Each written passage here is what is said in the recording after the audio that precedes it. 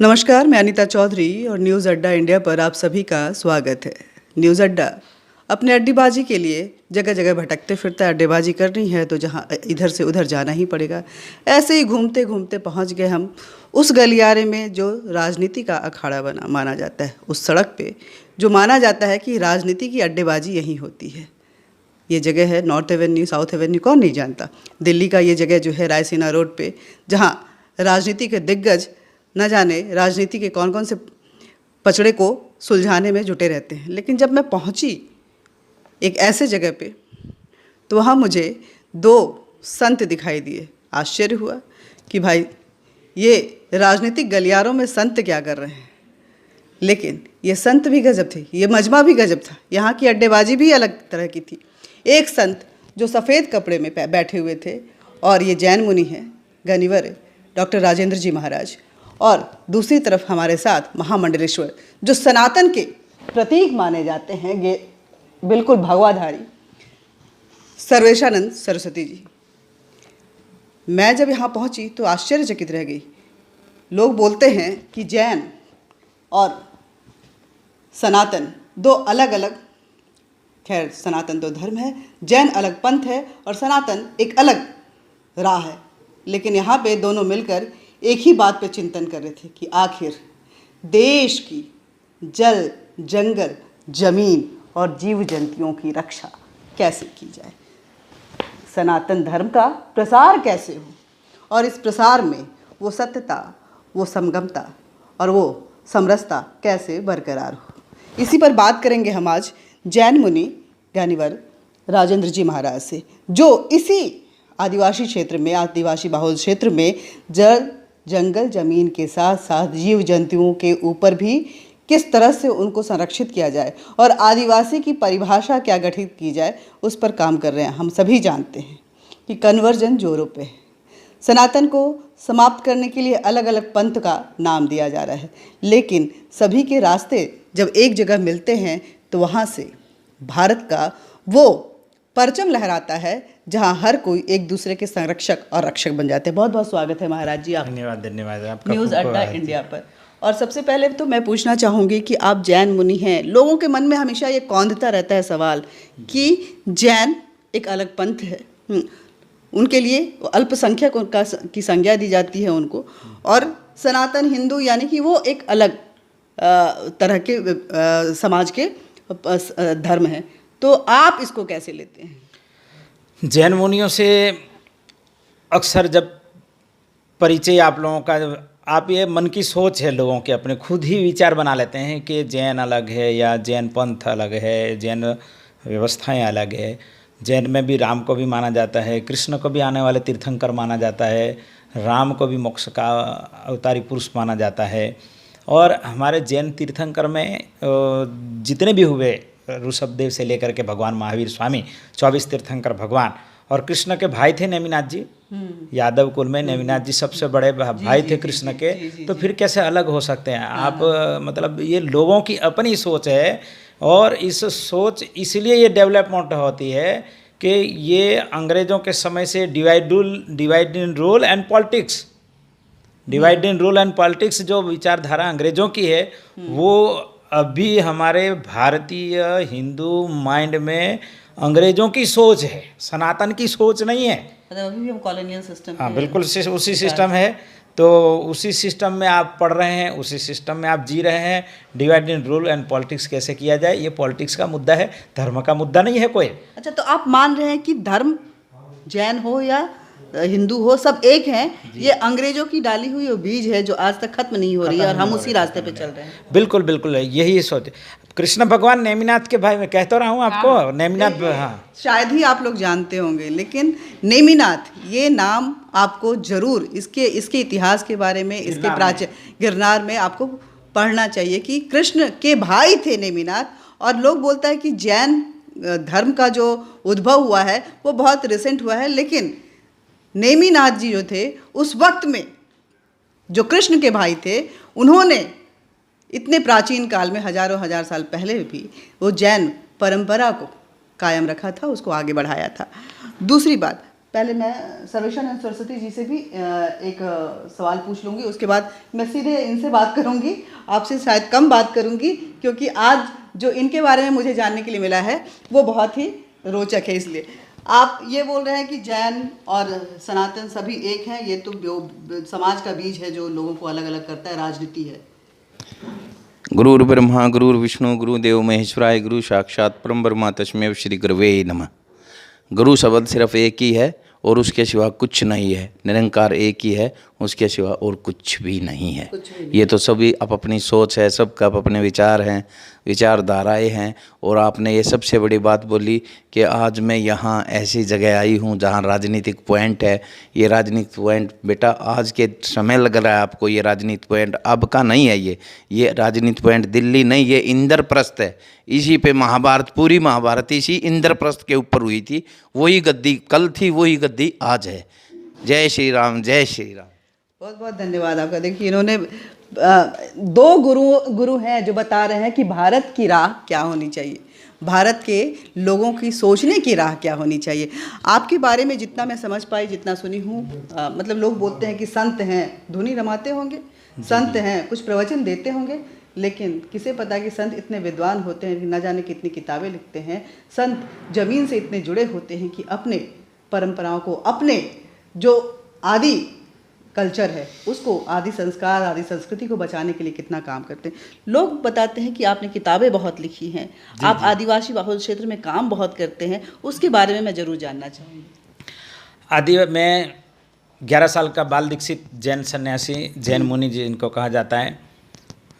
जैन मुनि जो है उनका जीवन पदयात्राओं में, मैंने भी 1,35,000 किलोमीटर पदयात्राएँ की, भारत भर की यात्राएँ की है। और उसके साथ साथ में जो है जहाँ से मैंने जन्म लिया और हमारे तीर्थंकर भगवान जितने भी, ऋषभ से लेकर के सारे पार्श्वनाथ भगवान जितने हुए, महावीर स्वामी, वो किसी जैन के सपने में नहीं आए। बड़े बड़े जो तीर्थ है जिसको अतिशय क्षेत्र कहा जाता है, वो किसी दिगंबर साधु के नहीं, किसी श्वेतांबर साधु के नहीं, जो लोगों के सपनों में आए हैं। और जो मूर्तियां जो बनी हैं तो किसी मीना के सपने में आए हैं, किसी पाटिल आदिवासी के सपने में आए हैं, कोई हमारे भील के सपने में अंदर आए हैं, और उससे बड़े बड़े अंदर हुए। जैसे दुलेवा भील है तो वो भील के सपने में आए थे।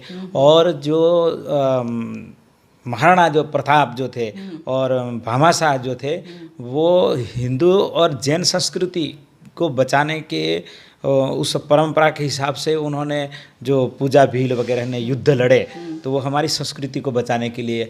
और जैसे सोमनाथ का मंदिर था तो वेगड़ा भील और हमीर गोहिल जो लड़ाई लड़ी दोनों, तो वेगड़ा भील उन्होंने सोमनाथ की लड़ाई लड़ी। और इधर जब भारत आज़ादी का जब नींव रखी गई तो सबसे पहले जंगलों से लड़ाइयाँ शुरू हुई। और वो जंगलों से, जैसे हमारे बिरसा मुंडा जी थे तो वो वहाँ पे क्रिश्चियन लोग जो है पढ़ाई करा, अंग्रेज लोग वहाँ पे जाते थे और जंगल में लकड़ियाँ काटने का, ये करने का, तो उसमें आदिवासियों ने उसका विरोध किया। और बिरसा मुंडा ने जो है हाथ में उनका जो साल वृक्ष है जिसमें बुद्ध का जन्म हुआ है, जिसमें महावीर को उसके नीचे केवल ज्ञान हुआ है, तो उसका शपथ लेकर के उन्होंने अंग्रेजों के साथ फिर लड़ी, फिर शुद्धखोरों की लड़ाई की उन्होंने, फिर एकदम गुलामी से मुक्त होने की लड़ाई ली। तो ये जंगलों से प्रारंभ हुई लड़ाई, पहले से, आज से नहीं, आदिकाल से। हमारे आदि कवि वाल्मीकि जो थे वो भी हमारे आदिवासी थे जिन्होंने रामचरितमानस लिखा। और संस्कृत का सबसे पहला कोई ग्रंथ था संस्कृत भाषा के अंदर, वो राम से बड़ा राम का नाम, तो वो भी सब आदि कवि वाल्मीकि जी थे। फिर उसके बाद में हमारे मत्स्य गंधास के पुत्र पैदा व्यास ऋषि जी थे जिन्होंने भगवत गीता लिखी, वो भी हमारे आदिवासी थे। ऐसे बहुत विद्वत सन्यासी साधु आदिवासी रहे। और किसी ने उस परंपराओं को, राजाओं की परंपराएं खत्म हो रही थी तो राजाओं की परंपराओं को उन्होंने प्रज्वलित रखा, जागरूक रखा। तो ये आदिवासी जो है वो आदि प्रारंभ का विचार, आदिवासी यहाँ के मूल निवासी है ही है, लेकिन जो प्रथम पंक्ति का व्यक्ति जो था वो आज अंतिम पंक्ति में है। इसी पे आप काम कर रहे हैं? हाँ, इसी में मैं काम काज कर रहा हूँ। और बड़ा सौभाग्य की बात यह है कि मैं भी आदिवासी पुत्र हूँ जन्म से। अच्छा। और संन्यास से मैं जैन मुनि हूँ। तो दो परंपराओं को साथ में लेकर के मैं अपना जीवन त्याग तपश्चर्या में रह कर, लोग ये मानते हैं कि मतलब जैन मुनि होना या कोई सन्यासी होना, संत होना, मतलब किसी न किसी ऐसे वर्ग से आना जो कि उच्च वर्ग माना जाता है। हालांकि हम सभी हिंदू हैं, हमारे लिए कोई ऊंच नीच नहीं है, लेकिन जनजातीय आदिवासी पुत्र जैन मुनि हैं। इतनी सारी तपस्या, बाल्यकाल से इन्होंने अपने सब कुछ को, संसार को त्याग दिया और पद यात्रा करते हुए आज अपने आप को इन्होंने तपिश में तपाया है, और उसके बाद उस जगह पे काम कर रहे हैं जहाँ से इनका उद्भव हुआ है, जहाँ के ये जन्मे हैं। उस जिसको ये बोल रहे हैं कि वो फ्रंट लाइनर थे, वो पहली पंक्ति के व्यक्ति थे, आज अंतिम पंक्ति में चले गए हैं।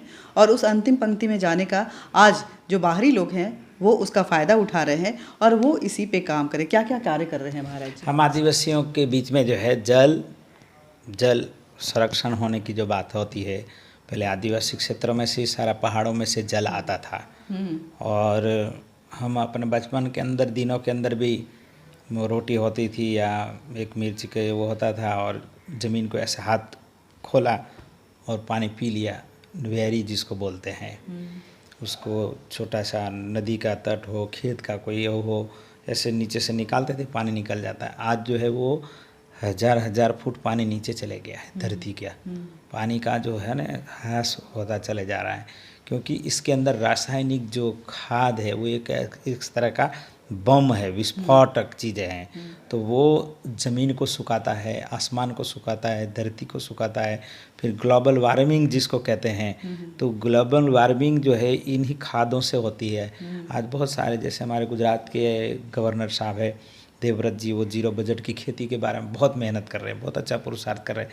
ऐसे बहुत सारे, कलाम साहब ने भी कहा था कि भाई ये जो है हम वैज्ञानिकों ने, सब लोगों ने, कि अगर देश को ये आने वाला जो है ये परमाणु बम है, कौन सा फर्टिलाइज़र खाद है, दवाइयाँ हैं, ये सब चीज़ें जो है वो एक ऐसा परमाणु बम है, ये आदिवासी क्षेत्र से ही सुरक्षित हो सकता है हमारा। अगर भारतीय जीवन पद्धति अगर बचानी है तो आदिवासियों के पास जीने की एक सभ्यता है, संस्कृति है। तो इनका जो जीवन है जल से, जंगल से और ज़मीन से और जीव सृष्टि से, क्योंकि वहाँ पे जंगल में रहने वाले जानवर भी निर्भीक होकर के रहते हैं। आदिवासी किसी को मारने का, शराब पीने का या व्यसन करने का या ये नक्सलाइट प्रवृत्ति करने का आदिवासी का काम नहीं है। ये जो शहर के या कोई दूसरे जो लोग होते हैं, जो देश विरोधी ताकतें होती है, वो आदिवासियों को भड़का करके इस तरह का आजकल की जो आधुनिक प्रवृत्ति जीवन शैली जो है वो कहीं न कहीं उस गाँव के अंदर या ऐसे शहरों के अंदर, वैसे गाँव में प्रवेश कर गई है, जिसके कारण से जो है वो प्रवृत्ति एक तरह की ऐसी लोगों की आधुनिक जीवन शैली जीने की जो पद्धति है उसके कारण से ये सारी समस्याएं पैदा हो रही है। तो हम लोग उसमें समझाते हैं, उनको पढ़ाते हैं, उनको उनके अधिकार के बारे में या उनकी संस्कृति के बारे में, उनकी सभ्यता के बारे में। सरकार जो मेहनत अच्छी कर रही है, सरकार में मोदी जी भी बहुत अच्छा मेहनत कर रहे हैं। और मैं भी जब गुजरात में जब गोधरा कांड हुआ उसके बाद में जो है मोदी जी ने हमारे क्षेत्र में विशेष तरह के पैकेज दिए। और अभी भी जब अटल बिहारी वाजपेयी ने स्पेशल ही आदिवासी एक मंत्रालय बनाया, पहले की सरकारों ने तो एक समाज कल्याण बोला जाता था, तो वो जो समाज कल्याण केंद्र कहा जाता था, लेकिन अटल बिहारी वाजपेयी ने जो है ट्राइबल मिनिस्टर स्पेशल मंत्रालय बनाया। उसमें जनजातीय लोगों का जो है अनाज के ऊपर, मोटे अनाज के ऊपर और बहुत सारी चीज़ों के ऊपर जो है आप लोगों के पास में क्या स्किल है, आप लोगों क्या पूरी दुनिया को ज़िंदगी दे सकते हो। तो ऐसे बहुत सारे अलग अलग अभी मेले भी लगते हैं, अलग अलग क्षेत्र में कृषि के प्रति भी उनकी ये व्यवस्थाएं करते हैं। तो ऐसे सरकार की जो योजनाएं भी है, लेकिन हम लोग साधु संत जो है हम भी एक बहुत अच्छी मेहनत कर रहे हैं, बहुत अच्छा पुरुषार्थ कर रहे हैं कि जल, जंगल, ज़मीन और जीव सृष्टि के को किस तरह से हम लोग बचा के रखें, संजो करके रखें, क्योंकि वो हमारा आदि मतलब प्रथम पिता है। आप हर चीज़ों में शब्द लेकर आदि। कन्वर्जन को पे भी काम कर रहे हैं, कन्वर्जन बहुत कन्वर्जन के जो है उसके लिए भी हम लोग कामकाज कर रहे हैं। और कन्वर्जन में हम वहाँ की जो मूलभूत सुविधाएं हैं, पढ़ने का है, पानी का है, खाने का है, रहने का है, ये सुविधाएं जब व्यक्ति के पास मिल जाती है तो कोई कन्वर्जन की कोई समस्या नहीं आती है। लेकिन ये जो है बाद में वापस भी क्योंकि सभ्यता के साथ में वो समझौता नहीं कर पाते हैं कई बार, तो फिर वापस वहीं के वहीं होते हैं। ये राजनीतिक हिस्सेदारियाँ ऐसी होती है और राजनीतिक रोटियां सेकने के हिसाब से कन्वर्जन का सब चीज़ें मामला आता है। ये बात बिल्कुल सही कह रहे हैं महाराज जी। मैं भी कई आदिवासी बाहुल क्षेत्रों में घूमी हूँ। वो भले कन्वर्ट हो जाते हैं, लेकिन उनकी जो अपनी परंपराएं हैं, अपनी सभ्यता हैं, अपने जो उनके प्रचलन है, रीति रिवाज है, उससे वो अलग नहीं होते हैं। वो उसको जीते हैं। वो आप देखेंगे कि कई बार मैं छत्तीसगढ़ के आदिवासी बहुल इलाकों में गई हूँ, तो वहाँ पे एक क्रिश्चियन घर भी होता है, वो भी गाय की पूजा करता है, बोलता है गाय हमारे लिए लक्ष्मी है। वो वहाँ पे किसी तरह की इस तरह की चीज़ों को कन्वर्ट करना वो थोड़ा मुश्किल होता है। चर्च वैसे डोमिनेट करता है और महाराज जी उसके ऊपर काम कर रहे हैं कि कन्वर्जन को कैसे रोका जाए। वहाँ पे युवा जो शायद जो मेन स्ट्रीम जो विकास है उससे नहीं जुड़ पाते हैं, तो उनसे उनको कैसे जोड़ा जाए और फिर किस तरह से उस इलाके को एक फ्रंट लाइनर जो योद्धा वो थे, उनके उस शौर्य को कैसे आगे बढ़ाते हुए उनको दमदार तरीके से समाज से जोड़ा जाए, इस पे काम करें। देखिए, बहुत सारे लोग कहते हैं कि संत करते क्या हैं, संत आखिर करते क्या है? वो प्रोपेगेंडा रचते हैं, कोई भ्रम फैलाते हैं, अंधविश्वास फैलाते। ऐसी एक परसेप्शन बना दी गई है, क्योंकि आप देखेंगे शंकराचार्य के बाद जब भारत में संत स्थापना हुई, तो उसके बाद यही इसी सोच के साथ हुई कि ये संत ही भारत की संस्कृति का जब जब क्षय होगा उसकी रक्षा करेंगे। लेकिन उसको लेकर के ऐसी प्रोपेगेंडा रची गई इस्लाम की तरफ से भी, अंग्रेज़ों की तरफ से भी, कि आज हम सवाल करते हैं कि संत करते क्या हैं। संतों के चरित्र पर हम शंका की निगाह से देखते हैं, लेकिन आपको ऐसे संतों से मिलना चाहिए, इस तरह के संतों से मिलना चाहिए जो क्या करते हैं वो आपको जानना चाहिए और उसमें अपनी भी थोड़ी भूमिका निभानी चाहिए, क्योंकि समाज के अंग आप भी हैं।